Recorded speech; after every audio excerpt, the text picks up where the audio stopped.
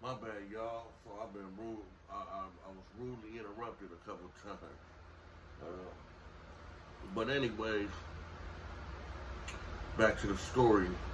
Uh, so I got hit in the back with the block gun, man, and that shit, that was no joke, man. So we end up laying it out, man. I mean, you got the day room, it's full of motherfucking gas and smoke and, you know what I'm saying, fear and lust and murder and, you know what I mean, just all these raw emotions, man, you know what I mean? And I always tell people, they say, man, when you're involved in a situation like that, you really don't have time to be scared as it's going on because you get that initial jolt of adrenaline,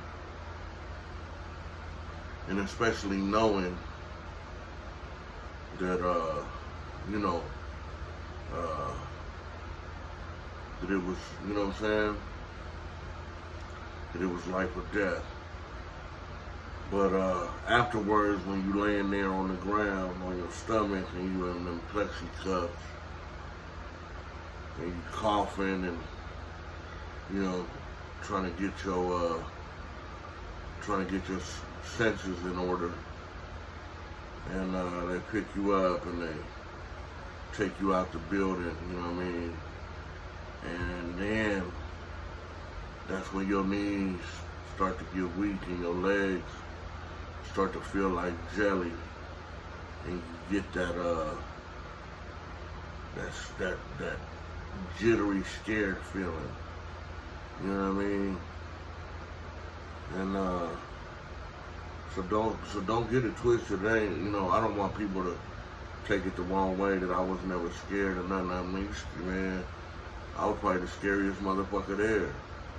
You know, because I knew what I was up against. But I just learned how to control that emotion. You know, fear can be used in a lot of different ways. But you can also, fear can kill somebody. It can drive you in to make irrational decisions. It can get you killed. But you can also use fear as a tool to be successful and to accomplish a lot of shit too. You just gotta learn how to channel that into positivity, into survival. You know, survival mode. You know, survival. You know, self-preservation is the number one law in nature. You know, so it's in you. You got the fight in you. We all got it in us. You know what I mean? It's just sometimes it's handled differently. But anyway, back to the story. So they end up taking us to take us over there to medical. You know what I mean? To decontaminate us, if that's what you want to call it. And they end up sending me, the homie, the Samoan homie, and the woods to Ad Seg. We get to Ad Seg, and then they throw me and the homie in a cell together. And you know, I'm thinking, dude, like, cuz you ain't even got to do that, bro. You know what I mean? Like, I mean, cuz really, honestly, he didn't. That wasn't even his place. He's a Samoan. He's a other. He lives with a other. I mean, he was a Crip, and he fucked with us, and he fucked with me every day. You know what I mean? But still, he could have pulled a bitch move and been like, nope, I'm good. I'm not doing it. You know what I mean? I'm straight. You know what I mean? That ain't my homeboy. Or whatever the case. Nah, homie, he got cracking. You know what I mean? And so we in the cell and shit. You know what I mean? Doing our thing, whatever. You know what I mean? Go to a 114D lockup here. I mean lockup, yeah, the 114D lockup here. Captain like, nah, you gotta stay in the stay in that shit. Go to committee. You know, already know they give you the 180-day extension. to stay your ass back there. So now you back there for 6 months waiting on the outcome of your 115. And so we just back there programming, doing our thing, you know what I mean? And next thing you know, here they come with the setup again. You know what I mean? End up sending your boy out there to the yard with the woods. And you know, you can't be like, nah, that's the wrong yard, I ain't supposed to be out there. Nah, it ain't my yard day. Nah, that ain't my group. You can't do that, man. That's what bitches do. When they come to your door and ask you if you want to go to yard, you're supposed to be like, hell yeah. You're supposed to be half naked, ready to strip search and everything. Let's do it. You know what I mean? So, you know, that happened. You know what I mean? And then that's when I got hit in the, side of the face with the black gun. You know what I mean? And you could just tell that, you know what I'm saying? Like, I knew, you know what I mean? Like, yeah, these police, they don't like me either. But fuck them. You know what I mean? It's still Crip on mine. You know what I mean? I'm going to do what I got to do. And that's just how it is. You know what I mean? And then, so, a couple weeks later, they end up bringing that yard back up for yard. The homies end up taking off on the woods. You know what I mean? And a couple months later, before I even left there, they shut that yard down. The PWC turning over to a 270, they halted that. They were like, nah, it's cool. So, you know, I'd like to say that you know what I'm saying? That, you know, they kind of brought it on themselves. You know what I mean? And, you know, that's what happens, though. You know. And, you know, I just want to add this on here, man. All these dudes, and I've talked about it a little bit on Mitch's Live, but since I'm on my own platform, I'm going to go ahead and speak on it like this. You know, you got a lot of these dudes that speak on removing these white Crips from these yards in California. I don't know how it is in Michigan and Florida and Texas. And I'm from Cali, man, home of the politics. You know what I mean? I don't know about how it is anywhere else. You know what I mean? I know that you could take a dude from California and put him in any system in the United States, and he gonna be straight. He gonna do his thing, guaranteed. I can't say that for everybody, for every other state, and for them to make it on the main line in Cali. You know what I mean? But all these dudes talking about white Crip removals, and he got removed from the yard. Yeah, we removed this white Crip, we rolled him out, and this and that. But they don't never have the story of what happened if and when they really did that. Because I guarantee you, see, you got to realize, you roll a white Crip or a white blood up off the yard, you're making that dude's car look bad. That's like me going up to the south side and saying, hey, homie, your boy Dopey gotta go. Oh, all right. Hey, Dopey, you gotta go. That's it. Come on, man. The motherfuckers will kill you. Straight up. You go up to the woods and say, hey, Bubba gotta go. You go up to the Northerners and say, hey, man, your homie Smoke gotta go. Nah, it don't happen like that, man. You know what I mean? Now, I'm not saying it hasn't, but obviously dude was a buster. He wasn't from where he was from. You know what I mean? He was a buster. You know what I mean? That shit, it don't go like that, y'all, I promise you. So for every dude to sit up here and say that, yeah, we don't remove these white Crips from the yard, this and that, and ain't nothing happening. Man, bust out that paperwork, bro. Bust out that 115.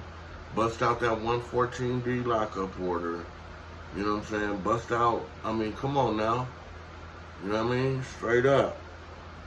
And don't get it twisted, homie, because the records office of CDC, I believe, is in Diamond Bar, California. You can write to them and send them a little bit of money, and they'll send you your whole seat file. You know what I mean? So, but yeah, I just thought I'd speak on that a little bit. You know what I mean? Another thing I was gonna mention, since I was talking about the Samoan homie, with the others, the other car is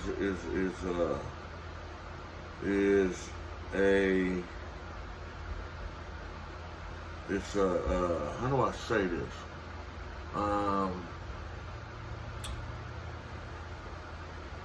Like they're unique, you know, in the way, because you got the whites, right? So you got the woods, right? So you got your skinheads, then you got your regular woods, you know, and then you got their big homies, and then you know you got your Southsiders. I mean, as far as Hispanics go, you got the Paisas. Then you got the Northerners, they big homies. Then you got the Southerners, and then they're big homies. You know, but the others, I mean, others can be anything. You know what I'm saying? Like, you got others. I mean, you got, when you think of others, you think of like Asians, you know, Cambodians, Vietnamese, Chinese, Japanese, Korean, Filipino, Taiwanese. Then you got the Islanders, the Samoans, Tongan, Micronesians, you know, Hawaiians.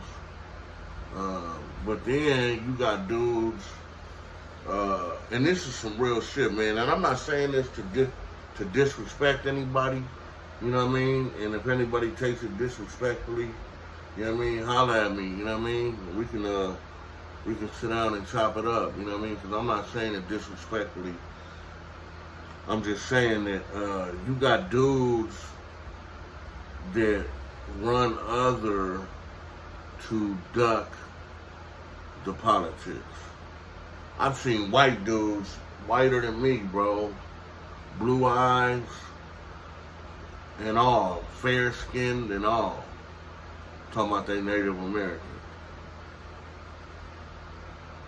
I mean, they walk around the yard and will introduce themselves, will look you dead in your eye and tell you their name is Raging Bull or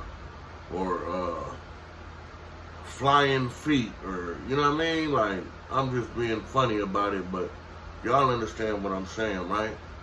And you looking at this motherfucker like, man, I know damn well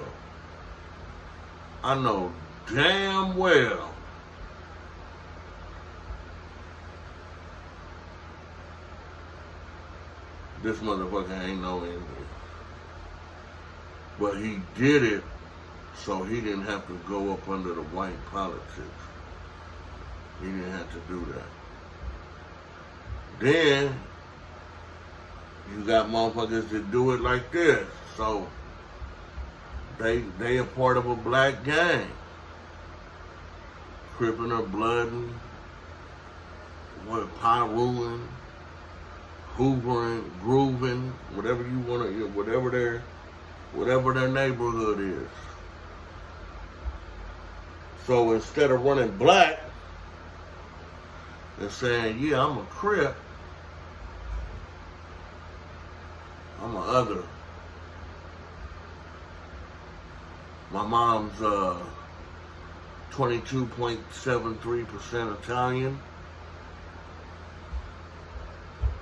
My dad is 17.4 Slavic, 2.8 Michoacan, 27.3 Micronesian, Like, come on, bro. You're white as fuck, homie. But you ran other. I've even seen the dudes that are Italian, bro. They run other. Just so they can listen to Tupac in the cell. I'm just saying.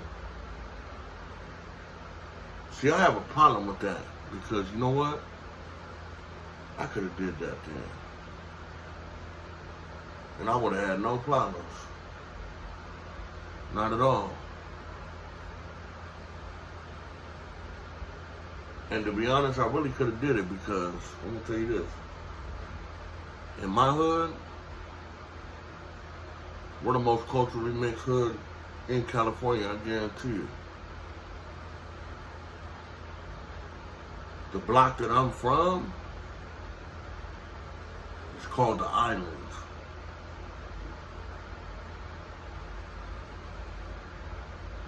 Home of the Usos, the Samoans. 9th Street, the Island. You know what I mean? But I didn't do that though. I'm cripping on the streets, so I'm cripping in the pen. So now you got these dudes that are others. They're white boys, but they cripping on the streets, or blooding on the streets, and they go and become others. So now you in this now. You can't gang bang. Now y'all gotta be cool. But then they get out, and what do? They go right back to the homies and try to be super Crips. Nah, it don't work like that. But now to the real others, I'm talking about the real others. I'm talking about the Filipinos, the Samoans, Koreans, Japanese, Cambodians, and all them, Hawaiian. That's their people. You can't be mad at them for being with their people. But I'm talking about the dudes that aren't others, that go and hide behind the others. That shit, you know what I mean? That makes no sense, y'all. You know what I mean? That's just a shield for them. But, you know, it is what it is, man. It's 2020. I'm 41 years old, man. I'm blessed to be alive. I'm blessed to see this Friday right here. You know what I mean? And, you know, every time you wake up, that's God giving you another chance, man. Him believing in you that you can achieve what you want to achieve. You know what I mean? As long as you're doing it in His name. You know what I mean? So, you know, but hey, I appreciate y'all's support, man. I appreciate the y'all that come on my lives and interact. You know what I'm saying? That shit makes my day, man. You know, I done came across, literally, man, I done made some friends, man, over YouTube, you know. Starting with Mitch at Hard Intentions. So if you ain't checked out Mitch at Hard Intentions, man, make sure y'all go check him out. Go check the homie Tim Snow from 60s out in Texas Prison Stories. That dude is straight legit, man. That's my brother from another mother, man. Mirror image, homie. Tim could literally come to Cali. He'll be one of them dudes from another state that could come to Cali, and I know he'd be all right. He'd go through the shit, but I know he gonna stand on. I know he gonna stand on his 10 toes, and I know he'd be all right. So salute out to Mitch and Tim, man, and salute to everybody else, man. Everybody be humble and blessed. Sorry this sorry this video it got cut into 2 parts, but I didn't know how to turn my phone calls off on my phone. Usually I do the shit on my computer, but I'm being lazy today. But I appreciate y'all's support, man, and hit that like and that subscribe, man. One time for your boy. If you feel like donating to the cause, my PayPal is JP Dobbs, DOBS Follow me on Instagram at w.duce, w.deuce on Instagram. Hit me up, man. Until next time, I'm going to try to go live tonight. We're going to get that Zoom live in tonight. But everybody be humble and safe, man. Peace out, y'all.